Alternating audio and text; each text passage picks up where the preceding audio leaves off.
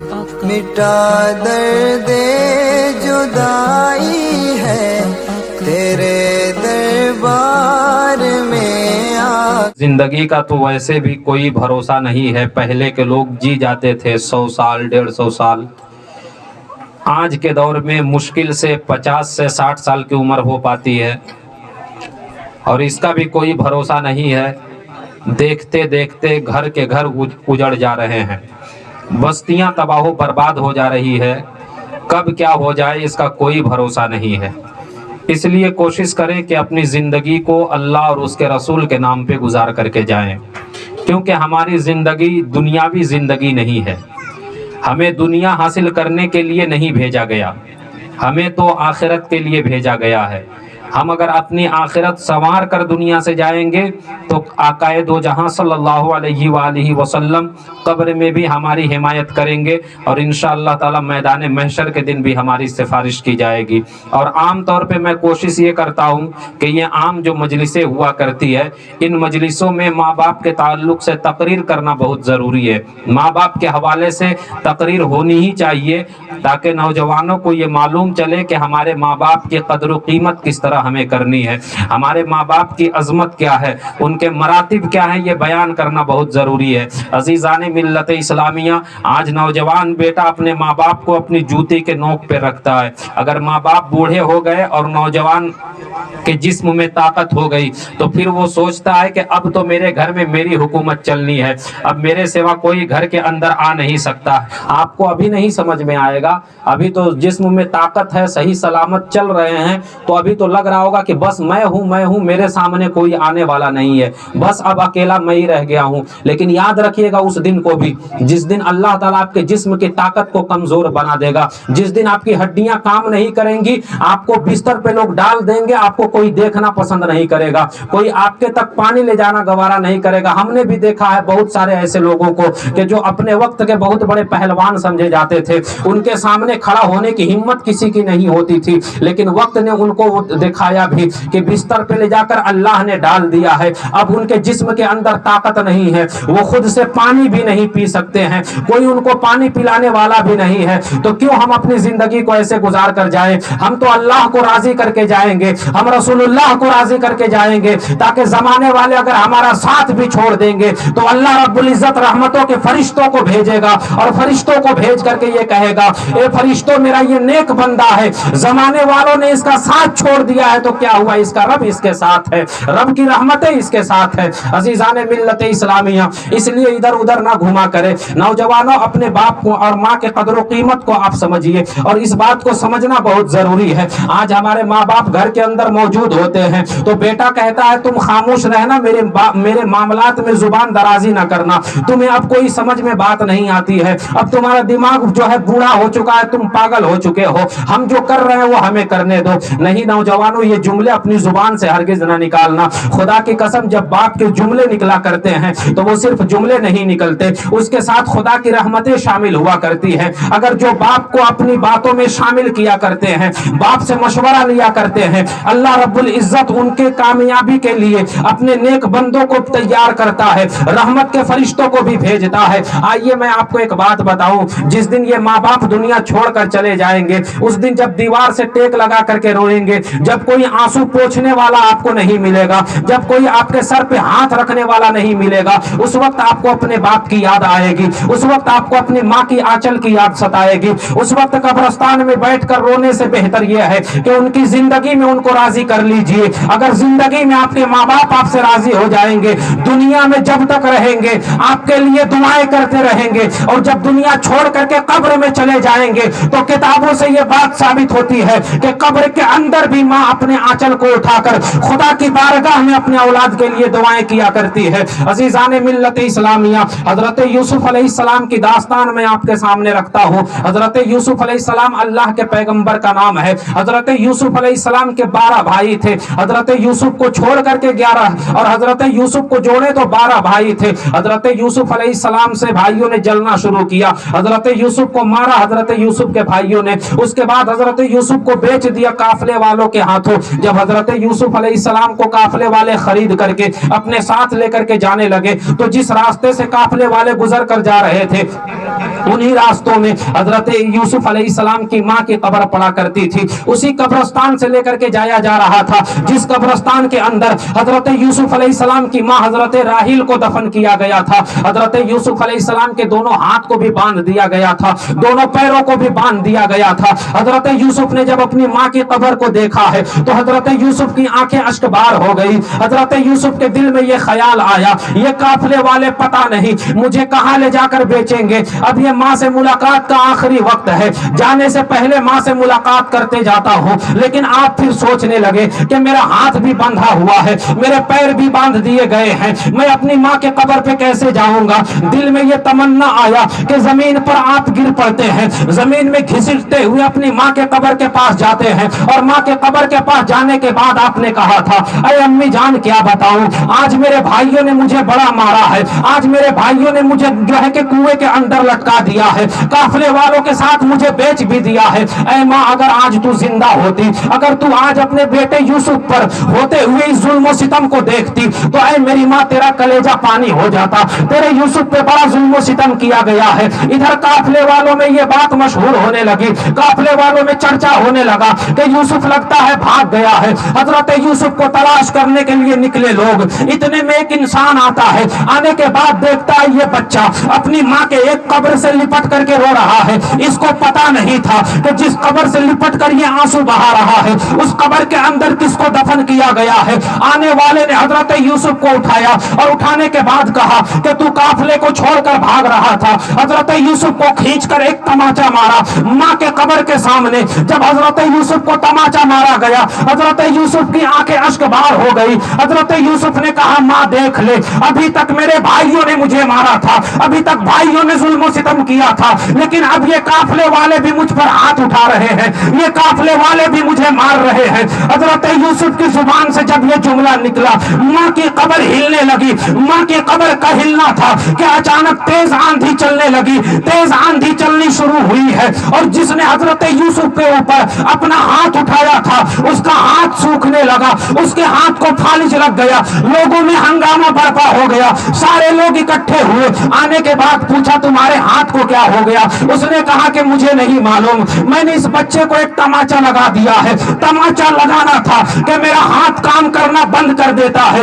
عزیزان ملت اسلامیہ, قافلے والے حضرت یوسف کے قدموں میں آئے اور آنے کے بعد کہا تھا, او بچے ذرا یہ بتا تو نے اس کے بارے میں کون سی بد دعا کر دی ہے. حضرت یوسف نے کہا, میں نے کوئی بد دعا نہیں کی ہے, ہم کسی کے لیے بد دعا نہیں کیا کرتے ہیں. تو قافلے والوں نے پوچھا تھا, تب اس کے ہاتھ کو کام کرنا, اس کا ہاتھ کام کرنا کیوں بند کر دیا. حضرت یوسف نے کہا تھا کہ میں نے کچھ نہیں کہا ہے, جب اس نے میری ماں کے قبر کے سامنے مجھ پہ ہاتھ اٹھا دیا تو میں نے صرف ماں سے اتنا کہا تھا, امی جان آپ کے سامنے بھی اب قافلے والے مجھے مار رہے ہیں, اس کے علاوہ میں کچھ نہیں جانتا. جب اتنا کہا ہے تو قافلے والوں نے کہا تھا کہ اسے معاف کر دیجئے. حضرت یوسف نے کہا, اگر معافی مانگنی ہے تو مجھ سے معافی نہ مانگو, اس قبر کے اندر جو میری ماں دفن کی گئی ہے میری ماں سے معافی مانگو. اگر میری ماں نے معاف کر دیا تو میں بھی معاف کر دوں گا. قافلے والے حضرت یوسف علیہ السلام کے ماں کی قبر پر گرتے ہیں اور گرنے کے بعد کہتے ہیں, او نیک سیرت کی ماں, خدا کے واسطے اس کو آپ معاف کر دیجئے. معاف کرنا تھا. قبر سے آواز آتی ہے, پروردگار میں نے تیری رضا کے لیے اس پر جس نے میرے بیٹے یوسف پر ہاتھ اٹھایا ہے میں نے اس کو معاف کر دیا ہے, تو بھی اسے معاف کر دے. اتنا کہنا تھا کہ اس بندے کے ہاتھ صحیح ہونے لگے اور آندھی بھی تھمنے لگی. تو زمانے والوں مجھے کہہ لینے دیا جائے, ارے ماں کی دعا صرف دنیا میں رنگ نہیں لاتی ہے بلکہ ماں جب مر کر کے قبر کے اندر بھی چلی جاتی ہے. خدا کی قسم, جہاں جہاں تم اپنی مشکلوں کے اندر پھنستے ہو تو ماں کو قبر کے اندر تکلیف ہوا کرتی ہے. تو اگر چاہتے ہو کہ اللہ دنیا کو بھی سنوار دے اور تیری آخرت کو بھی سنوار دے تو جب تک دنیا کے اندر ماں باپ ہے اپنے ماں باپ کو راضی کر لینا. اگر تیرے ماں باپ تجھ سے راضی ہو گئے تو کعبے والا بھی راضی ہو جائے گا, مدینے والا مصطفیٰ بھی راضی ہو جائے گا. عزیزان ملت اسلامیہ, یہ ماں باپ کی جو ہے قدر و منزلت ہے. اگر ماں باپ ناراض ہے تو آپ یہ سمجھ لیجئے آج ہم یہ دنیا کے ओहदे पर पहुंच जाते हैं। अगर बेटा कुर्सी पे बैठ गया है तो फिर देखिए 30 मारखा बना है, बाप के सामने भी जाता है। हमने बहुत सारे जगहों पे ये भी देखा है कि बेटा कुर्सी पे बैठा हुआ है और बाप सामने हाथ बांध करके खड़ा रहता है। क्या हमें इस दिन के लिए जिंदा रखा गया था? हम इतने बड़े हो गए कि अपने बाप को सामने खड़ा कर रखा है और हम कुर्सी पे बैठे हुए हैं। खुदा की कसम, इसने अगर बचपन में तेरी उंगलियां ना पकड़ करके चलना सिखाया होता, अगर इसने तेरे हाथ को ना थामा होता, अगर इसने तेरे लड़खड़ाते हुए कदम को बचपन के अंदर थामा नहीं होता, तो दुनिया की कोई ताकत तुझे चलना नहीं सिखा सकती थी, दुनिया की कोई ताकत तुझे संभलना नहीं सिखा सकती थी। यही वो बाप था जिसने तुझे अपनी पूरी जिंदगी जो है अपने सीने से लगाया। जब तू छोटा था तो तुझे चलना सिखाया, जब तुझे चलना आया तो ये तेरे लिए दिन भर जो है लोगों की बातों को बर्दाश्त करता रहा, दर दर की ठोकरें खाता रहा। ये तेरे लिए अपने पसीने को, जो अपने खून को पसीने की तरह बहाता रहा, तेरे लिए दूसरों की गुलामियां करता रहा। और आज जब तू चलने के लायक हो गया तो इस बात को कहता है, नारे तकबीर, नारे रिसालत, मसलके आला हजरत। सारे लोग बैठे, आप अदब के साथ बैठ जाएं। पीर साहब की आमद हो चुकी है, अब आप इनके चेहरे की जियारत करते रहें और मेरी बात को सुने। आज मैं अभी तकरीर करूंगा इसलिए कि पीर साहब भी आ चुके हैं। अभी तक मैंने जितनी भी तकरीरें करी है मिलादों के अंदर, पीर साहब नहीं रहते थे, लेकिन आज खुशनसीबी की बात है कि ये भी आ चुके हैं। आज आप मेरी बात को सुने। अगर मेरी बात अच्छी लगेगी तो पीर साहब मेरी बातों की हिमायत करेंगे इंशाअल्लाह ज़रूर। एक मरतबा दुरूद शरीफ पढ़ ले, अल्लाहुम्मा सल्ली अला सय्यिदिना शफीना हबीबिना नबीना मौलाना मुहम्मदिन मादनिल जूद वल करम मंबइल इल्म वल हिल्म वल हिकम व आलिहि व असहाबिहि व बारिक व सल्लिम। सलातो व सलामन अलैका या रसूल अल्लाह सल्लल्लाहु तआला अलैहि व आलिहि वसल्लम।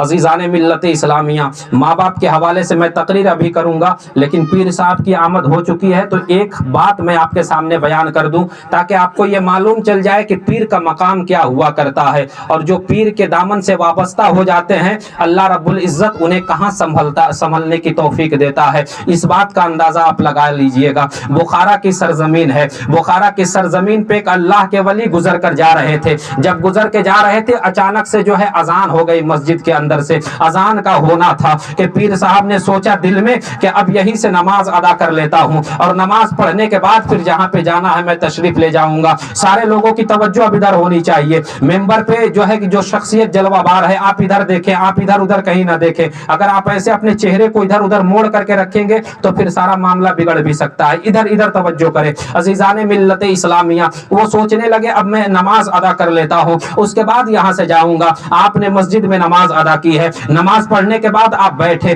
तो जहां अल्लाह वाले बैठ जाया करते हैं लोगों का हुजूम खुद ब खुद वहां पे जमा होना शुरू हो जाता है। यहां बैठना था कि सारे लोग इकट्ठे होने लगे। पहले एक आया, उसके बाद दूसरा, तीसरा, चौथा, पांचवा, इस तरह पूरा एक मजमा इकट्ठा हो गया। इतने में एक गैर मुस्लिम की लड़की जो है वहां से गुजर कर जा रही थी। उसने सोचा कि ये मजमा किस लिए इकट्ठा हुआ है, ये भीड़ किस लिए इकट्ठा हुई है। उसके दिल में यह बात आई कि चलो चल करके देखते हैं। गैर मुस्लिम की लड़की आई है, भीड़ को चीरती हुई अंदर दाखिल हुई है। जाने के बाद पूछा था, ओ मुसलमानों जरा ये बताओ ये बाबा कौन है? तो मुसलमानों ने बताया था ये हमारे पीर साहब हैं, ये हम मुसलमानों के बाबा हैं। उस गैर मुस्लिम की लड़की ने पूछा था ये बताइए कि ये क्या किस काम में मदद करते हैं, ये कब काम आया करते हैं? अजीजाने मिल्लत इस्लामिया, मुसलमानों ने कहा था अगर तू इनका दामन थाम लेगी, अगर तू इनके दामन के अंदर वाबस्ता हो जाएगी तो जब भी तू किसी परेशानी में फंस जाएगी और तू इनको मदद के लिए पुकारेगी तो ये तेरी मदद में शरीक हो जाएंगे।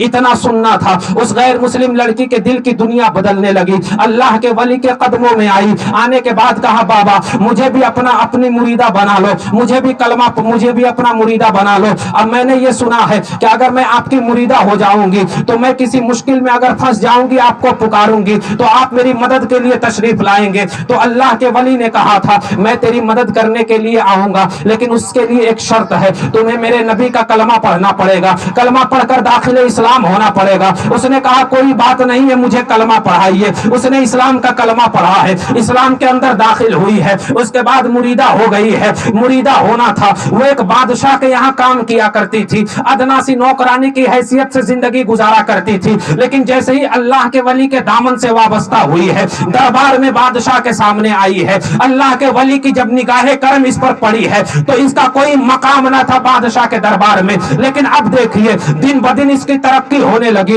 ترقی اتنی ہو گئی کہ جتنی بھی عورتیں بادشاہ کے محل میں کام کیا کرتی تھی سب کا اس کو آقا بنا دیا گیا. سب اس کی خادمہ کی حیثیت سے زندگی گزارنے لگی. عورتوں میں یہ باتیں ہونے لگی کہ یہ کل کی لڑکی ہمارے بیچ آئی ہے, آج یہ ہم پر حکومت کر رہی ہے. ایک کام کرتے ہیں, اس پر کوئی الزام لگا دیتے ہیں اور الزام لگا کر کے بادشاہ کی نظر میں اسے ذلیل کریں گے اور ذلیل کرنے کے بعد اس کو قید خانے کے اندر بند کروا دیں گے. عزیزان ملت اسلامیہ, تمام عورتوں نے کہا بہت اچھی بات ہے, ہم اس پر الزام لگائیں گے. ایک ہار چوری کی گئی, ہار چوری کی تھی انہی عورتوں نے, لیکن اس کا الزام لگایا گیا اسی خاتون پر جس نے اللہ کے ولی کا دامن تھاما تھا. اسی خاتون کے اوپر الزام لگا دیا گیا. عزیزان ملت اسلامیہ, بادشاہ کے دربار میں سارے لوگ اکٹھے ہوئے. اکٹھے ہونے کے بعد جو ہے عورتوں نے کہا تھا کہ اسی لڑکی نے ہار کی چوری کی ہے, ہم نے اپنی نگاہوں سے دیکھا ہے چوری کرتے ہوئے. بادشاہ نے اس عورت سے پوچھا, اس خاتون سے پوچھا, وہ خاتون تمہیں کچھ اپنی صفائی میں کہنا ہے؟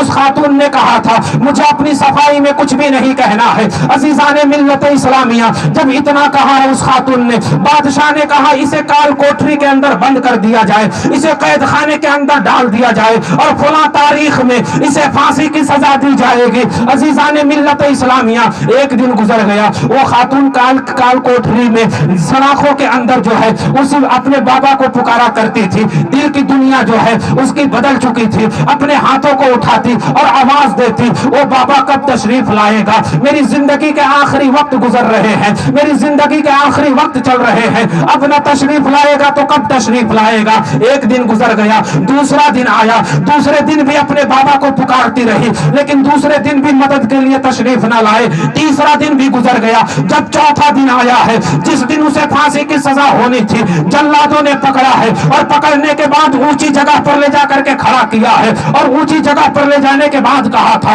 او بیٹی ذرا یہ بتا, اگر تیری کوئی آخری خواہش ہے تو وہ بتا دے, تیری خواہش پوری کر دی جائے گی. اس نے کہا تھا جلادوں سے میرے ہاتھوں کو جو تم نے باندھ رکھا ہے اس ہاتھوں کو, میرے ہاتھوں کو کھول دیا جائے. جلادوں نے کہا تھا ہاتھیں کھلوا کر کے کیا کرے گی؟ اس خاتون نے کہا تھا کہ مرنے سے پہلے آخری مرتبہ کسی کو سلام کرنا ہے, مرنے سے پہلے آخری مرتبہ کسی کو صدا دینی ہے. جلادوں نے جب اس لڑکی کے دونوں ہاتھ کو کھولے تھے اپنے پیر کی طرف جو ہے گھر کی طرف, اس نے اپنے ہاتھوں کو پھیلایا تھا اور پھیلانے کے بعد کہا تھا بابا اگر آج نہ آیا تو قیامت تک کے لیے جتنے لوگ اپنے پیر سے وابستہ ہوں گے, اپنے پیر کے دامن کو تھامیں گے, تمام لوگوں کا بھروسہ اپنے پیر سے اٹھ جائے گا. اگر آج تو میری مدد کے لیے نہ آیا تو زمانے میں پیروں کو رسوا کر دیا جائے گا. اتنا کہا. اس کے بعد اس لڑکی نے کہا تھا جلادوں سے اب تم لوگوں کو جو کام کرنا ہے وہ کام کر لو. جلادوں نے اس لڑکی کو دھکا دیا ہے, دھکا دینا تھا. اس لڑکی نے اپنے آنکھوں کو بند کیا ہے, آنکھیں بند کر کے جب زمین کی طرف گرنے لگی اچانک آنکھیں کھولی ہے تو کیا دیکھتی ہے کہ زمین پر نہیں گری ہو, میری ہڈیاں نہیں ٹوٹی ہے, میرا جسم صحیح سلامت ہے. اور جب بغل میں نظر کرتی ہے تو دیکھتی ہے کہ مجھے سنبھالنے والا اور کوئی نہیں بلکہ میرے پیر و مرشد بغل میں سامنے کھڑے ہیں. اسی کو جب کسی شاعر نے دیکھا تھا تو اس انداز میں کہا تھا ارے جب ان کے گدا بھر دیتے ہیں شاہان زمانہ کی جھولی, ارے محتاج کا جب یہ عالم ہے مختار کا عالم کیا ہوگا. عزیزان ملت اسلامیہ, یہ ہوتے ہیں پیر و مرشد جو اللہ کے ولی ہوا کرتے ہیں. اگر آپ گریں گے تو انشاءاللہ تعالی آپ کو تھامنے کا کام کرتے ہیں, وہ آپ کو سنبھالنے کا کام کرتے ہیں. اس لیے پیر و مرشد کے دامن سے وابستہ ہونا بھی ضروری ہے. عزیزان ملت اسلامیہ, اب آئے ہم اپنے موضوع پہ آ جایا کرتے ہیں. اپنے ماں باپ کی خدمت کیا کرو نوجوانوں. پیر صاحب کی تبلیغ بھی یہی ہے کہ اپنے ماں باپ کو ستایا نہ کرو. ہم نے بہت سارے مجموعوں کے اندر یہ دیکھا ہے, مجمع کرانے والا لڑکا جو ہے لاکھوں روپے خرچ کر دیے, لیکن اس بوڑھی ماں کے دل سے جب جا کر پوچھا گیا تو خدا کی قسم بوڑھی ماں کی زبان سے یہ جملے نکلتے ہیں کہ کیا بتائیں مولانا صاحب، یہ جتنا آپ انتظام دیکھ رہے ہیں یہ سارا انتظام میرے لڑکے نے کروایا ہے، لاکھوں روپے میرے بیٹے نے خرچ کیے ہیں، لیکن میرے ساتھ میرے بیٹے نے اچھا نہیں کیا۔ پوچھا گیا تمہارے ساتھ تمہارے بیٹے نے کیا اچھا نہیں کیا؟ تو اس خاتون نے، بوڑھی خاتون نے کہا تھا کہ جب سے میرے شوہر کا جنازہ اٹھا ہے، جب سے میرا شوہر اس دنیا کو چھوڑ کر گیا ہے مولانا صاحب، میں پان کھانے کی عادی تھی، مجھے پان کھانے کی عادت تھی، لیکن میرے بیٹے نے میرا پان چھڑوا دیا تھا، میرے بیٹے نے مجھے پان کھانے کے لیے بھی پیسے نہ دیے۔ اگر اس طرح ماں باپ کی صدائیں جو ہے زبان سے نکلیں گی، ماں باپ کے آہ اگر اس طرح زبان سے نکلیں گی، خدا کی قسم کبھی کامیاب نہیں ہو سکتے نوجوانوں۔ اگر کامیابی آپ چاہتے ہیں تو ماں باپ کو راضی کرنا بھی بہت ضروری ہے۔ اگر ماں باپ ناراض رہیں تو نہ آپ سے اللہ راضی ہوگا، نہ رسول اللہ آپ سے راضی ہوں گے۔ ایک بات میں آپ کو بتا دیتا ہوں، حضرت موسیٰ علیہ السلام نے ایک دن خدا کے بارگاہ میں اپنے ہاتھوں کو اٹھایا اور اٹھانے کے بعد کہا تھا پروردگار قیامت کے دن تو میرے ساتھ کس کا حشر فرمائے گا، قیامت کے دن میرا ساتھی کس کو بنائے گا؟ حضرت موسیٰ علیہ السلام کو جواب ملتا ہے، اے میرے موسیٰ پیغمبر، فلاں بستی میں ایک نوجوان رہتا ہے، گوشت کا کاروبار کرتا ہے، وہی قیامت کے دن آپ کا ساتھی ہوگا۔ جب حضرت موسیٰ علیہ السلام نے اتنا سنا، حضرت موسیٰ علیہ السلام نے خدا کی بارگاہ میں کہا تھا پروردگار میں چاہتا ہوں کہ ایک مرتبہ اس نوجوان سے ملاقات کر لوں۔ حضرت موسیٰ علیہ السلام کو اجازت دے دی گئی، حضرت موسیٰ علیہ السلام کو پوری ڈیٹیل بتا دی گئی کہ فلاں بستی میں رہتا ہے، فلاں جگہ پہ اس کی دکان ہے، یہ فلاں کاروبار کرتا ہے۔ حضرت موسیٰ علیہ السلام آئے ہیں، آنے کے بعد اس نوجوان کی دکان کے سامنے حضرت موسیٰ علیہ السلام کھڑے ہو گئے، صبح سے شام تک دیکھتے رہے، اس نے اللہ کو ایک بھی سجدہ نہ کیا، اس نے ایک بھی نماز نہیں پڑھی ہے، کوئی نیک کام نہ کیے۔ حضرت موسیٰ علیہ السلام سوچنے لگے دل ہی دل میں، پروردگار اس کا حشر تو میرے ساتھ فرمائے گا، اس نے نہ تیری کوئی ایک عبادت کری ہے، نہ اس نے کوئی سجدہ کیا ہے، پروردگار اس کا حشر قیامت کے دن تو میرے ساتھ کیسے فرمائے گا؟ حضرت موسیٰ علیہ السلام کے دل میں یہ بات آئی، رات میں رک کر کے دیکھ لیتا ہوں، ہو سکتا ہے رات میں کوئی عبادت کرتا ہوگا جو اللہ کو بڑا پسند ہوگا۔ وہ نوجوان شام کے وقت میں جب اپنی دکان بند کر کے اپنے گھر کی طرف جانے لگا، حضرت موسیٰ علیہ السلام آگے بڑھے ہیں۔ حضرت موسیٰ نے کہا تھا اے میرے بیٹے، اے نیک بندے، ذرا اگر تو اجازت دے دے تو میں آج رات تیرے گھر میں گزارنا چاہتا ہوں، میں مسافر انسان ہوں، یہاں پر میری کوئی پہچان کا نہیں ہے۔ جب اس نوجوان نے نبی کا چہرہ دیکھا، نبی کا چہرہ دیکھ کر وہ نوجوان سمجھ گیا، اس نے کہا بالکل آپ میرے ساتھ میرے گھر آ سکتے ہیں۔ حضرت موسیٰ کو اپنے ساتھ گھر تک لے کر کے گیا، اپنے گھر کے آنگن میں حضرت موسیٰ علیہ السلام کو بیٹھایا، بیٹھانے کے بعد گھر کے اندر داخل ہوا، کچھ دیر کے بعد باہر نکلا اور نکلنے کے بعد اس نے کہا تھا اے آنے والے مہمان، اگر آپ ابھی میرے ساتھ ابھی کھائیں گے تو آپ کو اکیلے کھانا پڑے گا، اور کچھ دیر کے بعد کھانا کھائیں گے تو آپ کو میرے ساتھ کھانے کا موقع ملے گا۔ حضرت موسیٰ علیہ السلام نے پوچھا ہو سکتا ہے اسی بیچ میں کوئی عبادت کرتا ہوگا؟ حضرت موسیٰ نے کہا او نوجوان یہ بتاؤ ابھی کھاؤں گا تو اکیلے کھانا پڑے گا اور کچھ دیر کے بعد کھاؤں گا تو تیرے ساتھ کھانے کا موقع ملے گا، اس کے درمیان تم کون سا کام کرتے ہو؟ اس نوجوان نے بڑے درد بھرے الفاظ میں کہے تھے، درد بھرے انداز میں کہے تھے، اے آنے والے مہمان کیا بتاؤں، جب میں دن بھر کاروبار کر کے شام کے وقت اپنے گھر کے اندر آتا ہوں، میرے گھر کے اندر بوڑھی ماں ہے، وہ خود سے اٹھ نہیں سکتی ہے، وہ خود سے بیٹھ نہیں سکتی ہے، میری ماں خود سے کھا نہیں سکتی ہے۔ جب میں شام کے وقت اپنے گھر میں آتا ہوں بڑی پیار سے اپنے ماں کو اٹھاتا ہوں،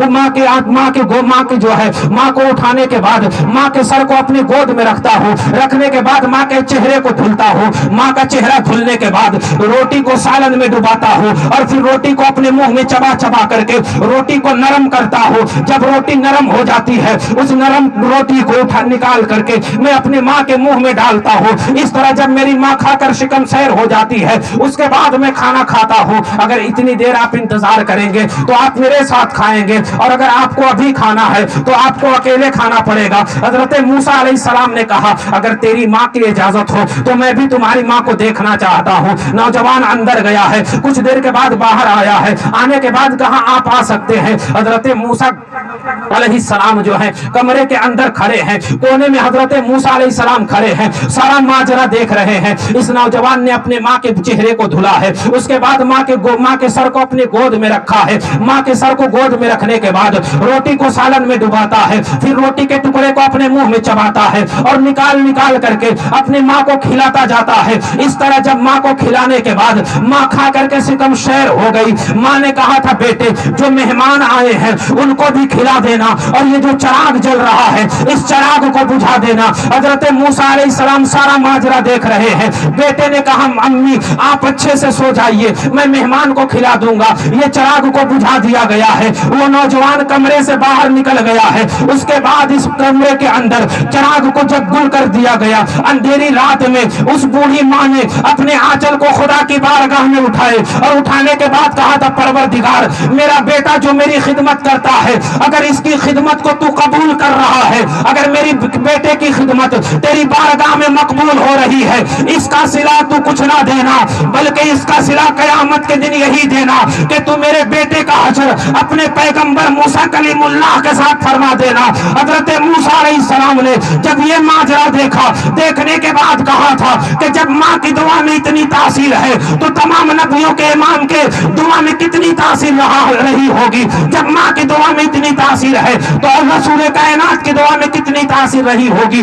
इसीलिए मुझे कह लेने दिया जाए कि दुनिया की ठोकरें खाने से बेहतर यह है कि अपने माँ बाप को राजी कर लिया करे। खुदा की कसम, अगर आपकी माँ राजी हो गई, आप घर से बाहर कदम निकालेंगे, इधर आपकी माँ अपने आंचल को उठाकर खुदा की बारगाह में अगर दुआ कर दी तो तेरी दुनिया भी कामयाब हो जाएगी, तेरी आखिरत को भी संवार दिया जाएगा।